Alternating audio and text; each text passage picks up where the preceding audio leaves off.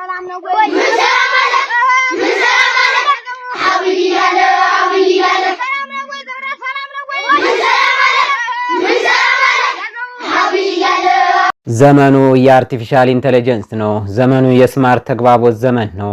አንድ በተሳለ ቀመር ቁመህ ከቀረህ ትበላለህ። ይህን ያሉት የጦር ኃይሎች ጠቅላይ አዛዥ ፊልድ ማርሻል ብርሃኑ ጁላ ናቸው። ፊልድ ማርሻል ብርሃኑ ጁላ የሽምቅ ውጊያ ጥበብን በገለጹበት ምዕራፍ በኢትዮጵያ ጣሊያንን ለማስወጣት ከተደረጉ የሽምቅ ውጊያ ውጭ የተካሄዱ ውጊያዎች በጠቅላላው ጸረ ኢትዮጵያ የሆኑ ውጊያዎች ናቸው። ኢትዮጵያ ጣሊያንን ለማስወጣት የተጠቀምንበት የውጊያ ስልት ዛሬ መጠቀም ዘመኑን በውል አለመረዳት ነው። በፊልድ ማርሻሉ አገላለጽ ይህ ዘመን የአርቲፊሻል ኢንተለጀንስ ዘመን ነው። ይህ ዘመን የስማርት ኮሚኒኬሽን ዘመን ነው። ወትሮ የተሰራ የሰለለ ነው። ክቡራን የሚዲያችን ተከታታዮች ሰላም ጤና ይስጥልን። በዚህ ልዩ መሰናዷችን የፊልድ ማርሻሉን ንግግር እሳቸው ከጠቀሱት ሳይንሳዊ አንጻር እያነጻጸር እንመለከተዋለን። እስከ ዝግጅት ፍጻሜያችን አብራችሁን ቆዩ። ኢትዮጵያ ዛሬ የሽምቅ ውጊያ የሚካሄድባት ሀገር ናት። የሽምቅ ውጊያ ኢትዮጵያውያኑ ብርቅም ድንቅም ጭንቅም የመጀመሪያም አይደለም። የሽምቅ ውጊያ በተለይ በመንግስትና በህዝብ መካከል፣ በገዥና በተገዥ መካከል፣ በወራሪና በተወራሪ መካከል በብዛት ጥቅም ላይ የሚውል የውጊያ አይነት ነው። ሽምቅ ተዋጊዎች የተሸነፉበት የአውደ ውጊያ ታሪክ ያለመኖሩን ያክል የሽምቅ ውጊያ የተከፈተበት ወራሪ መንግስታት፣ ገዥ መንግስታት፣ ጨቋኝ መንግስታት በጥቅሉ ፋሽስቶች ያሸነፉበት የታሪክ ምዕራፍም ተገልጦ አልተነበበም። ኢትዮጵያ ያኔ በሽምቅ ተዋግታለች። ኢትዮጵያ ዛሬም ሽምቅ ውጊያ የሚካሄድባት አገር ሆናለች። የሽምቅ ውጊያ ከተከፈተ ቢያንስ 2-3 ዓመት እየሆነው ነው። ጸረ ሽምቅ ተዋጊ ኃይሎች ውጊያውን የተቋቋሙትም አይመስልም። ሽምቅ ውጊያን ለመቋቋም ተዋጊዎች ከህዝባቸው መለየት የሚለው ስልት ቀዳሚው ቢሆንም ተዋጊው ራሱ ህዝቡ ነውና ለጸረ ሽምቅ ተዋጊያን ያን ማድረግ ቀላል አልሆነም። የኢትዮጵያን ጦር ኃይሎች ጠቅላይ አዛዥ ዘመኑ የደረሰበትን የተግባቦት ነጥብ ጠቅሰው ጣሊያንን ለማሸነፍ የረዳው የኢትዮጵያ ሸማቂነት ዛሬ ላይ አይሰራም ይላሉ። ለጣሊያን የሰራው የሽምቅ ውጊያ ስልት ዛሬ ላይ ያስበላን ሲሉም ይደመጣሉ። ፊልድ ማርሻሉ ምንም እንኳን ይህንን አስተያየታቸውን የላኩ አንድ አዋጊ መኮንን በበኩላቸው የሽምቅ ውጊያ ስልት በቦታ ገዥነትና በህዝባዊነት ላይ የተመሰረተ በመሆኑ ያን ያክል ከዘመን ዘመን የሚቀያየርና የሚሰላ ቀመር የለውም ባይ ናቸው። ስልቱ ተግባቦትን፣ ስንቅን፣ መረጃን በጥቅሉ የውጊያ ሪሶርስን በህዝቡ ላይ እየገነባ በመሆኑ ህዝቡ እስካለ ድረስ ሁሌም አሸናፊ ይሆናል ይላሉ። ፊልድ ማርሻሉ ያልካዱት ሀቅ ቢኖር የሽምቅ ውጊያ ኢትዮጵያ ጣሊያንን ያሸነፈችበት መሆኑን ነው።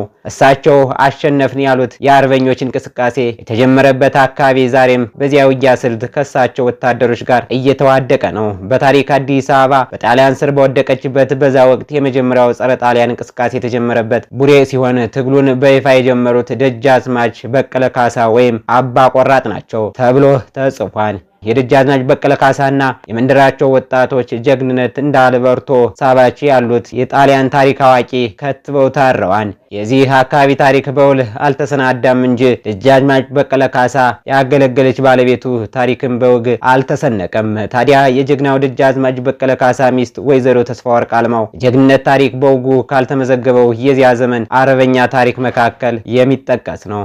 በተለይ በኢትዮጵያ የኢትዮጵያ ሴት አርበኞች ታሪክ ውስጥ ስሟ መጠቀስ ሲገባው ካልተጠቀሱ የዚያ ዘመን ጀግና አርበኞች መካከል መሆኑ ጥያቄ ያጭራል። ወይዘሮ ተስፋወርቅ አልማው የእውቀቱ አርበኛ ደጃዝማች አልማው ወርቅነህ ልጅ ናቸው። ወይዘሮ ተስፋወርቅ በቡሬ ዳሞት ዙሪያ አርበኞችን ከማነቃቃት አልፎ በጦር ግንባር ተስፋወርቅ እንደ አባቷና እንደ ጀግናው ባሏ ታሪክ ሰርታለች። ቡሬ ዮሐንስ ዙሪያ በነበረው ውጊያ ደጃዝማች በቀለ ካሳ፣ ቀኛዝማች የኋላ እንግዳና ሌሎች 23 አርበኞች በጠላት እጅ ወድቀው ባደሩ ጊዜ ወይዘሮ ተስፋወርቅ የጀግና ባለቤቷ በጠላት ስር መውደቅ ሳያስደነግጣት ከሌሎች አርበኞች ጋር በመሆን ውጊያውን አቀጣጥላ ባለቤቷንና ሌሎች ጓዶቿን ከጠላት መንጋጋ ያወጣች እንቁ አርበኛ ነበረች። አርበኛዋ ተስፋወርቅ አልማው ወይዘሮ ውዲቱ ውቤና ስንዱ ጀንበር የተባሉ የውስጥ አርበኞችን ተጠቅማ እስረኞችን ከጠላት እጅ ፈልቅቃ አስወጥታለች ተብሎ ተጽፏል። ደጃዝማች በቀለ ካሳ ከስር ፈንቅሎ እንደወጣ ወደ ቤቱ አልገባም። ጦሩን አደራጅቶ እየመራ ወረራ ቡሬ ዮሐንስ ዙሪያ የነበረውን የጠላት ካምፕ በመስበር ጠላት እንዲበተን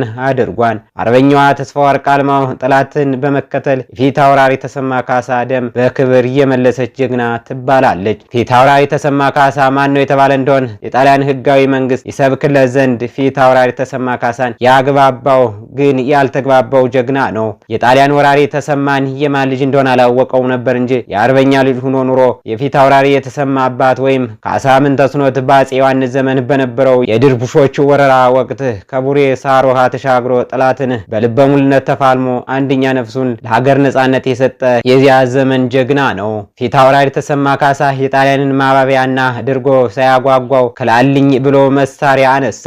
ግጥሚያውም በረታና ፊት አውራሪ ተሰማ ካሳ ተገደሉ። ጣሊያን የፊት አውራሪ ተሰማ ካሳን አስከሬን ገበያው ላይ አሰጠው።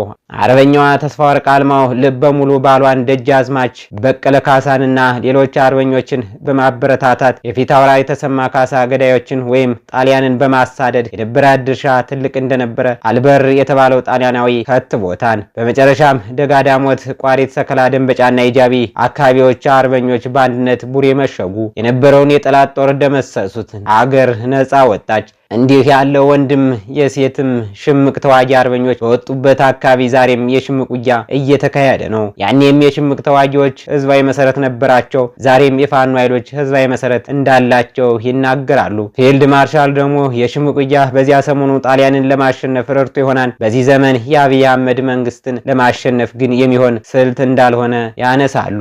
ለመሆኑ ይህ የሽምቅ ውጊያ ዘመን የሚገድለው ዘመን የሚያነሳው ስልት ነው እንዴ? አዋጊ መኮንኑን ያነሳንላቸው ጥያቄ ነበር። አዋጊ መኮንኑም ይመልሳሉ። የሽምቅ ውጊያ የማህበረሰብ እሴት ነው። ማህበረሰቡም በዘመን መነጽር ውስጥ ከሰለጠነም አብሮ የሚሰለጥን አንድ እሴቱ ነው ይላሉ። የሰለጠነ ማህበረሰብ የሰለጠነ ስርዓትና ስልጡን ሀገር ይኖረዋል። ፖለቲካዊ ጥያቄዎችንም ከብረት መለስ የማስመለስ ባህል ይኖረዋል። ፖለቲካ ጥያቄው ከተመለሰለት ብረት የሚያነሳበት ጦጣ ይመስል ገደል ለገደል የሚዘልበት ሽምቅ ተዋጊ የሚሆንበት ምክንያት አይኖረውም ይላሉ።